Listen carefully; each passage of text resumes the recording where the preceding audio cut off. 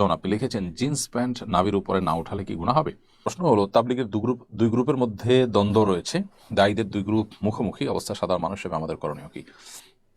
এটি আমাদের জন্য দুর্ভাগ্যের বিষয় যে দাওয়াত ও তবলিগের মধ্যে আমরা তবলিগ জামাতের মধ্যে দুইটা গ্রুপ দেখতে পাচ্ছি এবং দুইটা গ্রুপই স্ব অবস্থানে বেশ অনড়। এর মধ্যে কখনো কখনো আমরা মারামারির ঘটনাও দেখেছি, খুবই দুর্ভাগ্যজনক অধ্যায়। সাধারণ মানুষ হিসেবে আমরা কখনো মারামারি অথবা এই জাতীয় অ্যাগ্রেসিভ কোনো কাজে কেউ লিপ্ত হলে তাদের থেকে আমরা দূরে থাকবো, তাদেরকে আমরা ইগনোর করে চলবো। এটি হলো প্রথম কথা।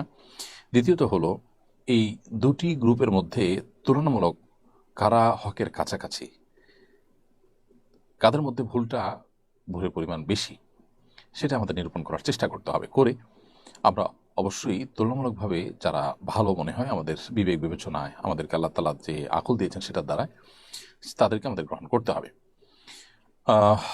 এর পাশাপাশি আমাদের লক্ষ্য রাখতে হবে যে দুইটা গ্রুপ, বিবাদমান দুইটা গ্রুপকে এক করার কোনো সুযোগ, কোনো উপায় যদি থাকে তাহলে সেই পথটা আমাদের অবলম্বন করতে হবে।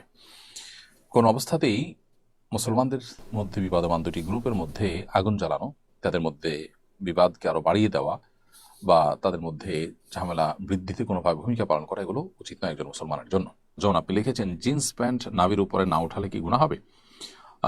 ভাই রাজন, জিন্সের প্যান্ট যখন আপনি পরবেন তার উপরে যদি আপনার গেঞ্জি বা শার্ট ইত্যাদি থাকে তাহলে ওইটা নাভির নিচে থাকলেও সমস্যা নেই। তবে হ্যাঁ, নাভি থেকে হাঁটু পর্যন্ত একজন পুরুষ তার এই সতরটা তাকে ঢেকে রাখতে হয়। সো কোনো না কোনোভাবে ঢেকে রাখতে হবে। এখন প্যান্ট যদি নিচে থাকে তাহলে তার উপরে শার্ট আছে, তো শার্টে ঢেকে রাখছে, তাহলে সেটা যথেষ্ট হবে আপনার জন্য। যদি শার্ট না থাকে, গেঞ্জি না থাকে, শুধু প্যান্ট পরা থাকে এবং সেটা নাভির নিচে যায়, তাহলে সেক্ষেত্রে সতর উন্মুক্ত করার যে গুনাহ, সে গুনাহ হবে।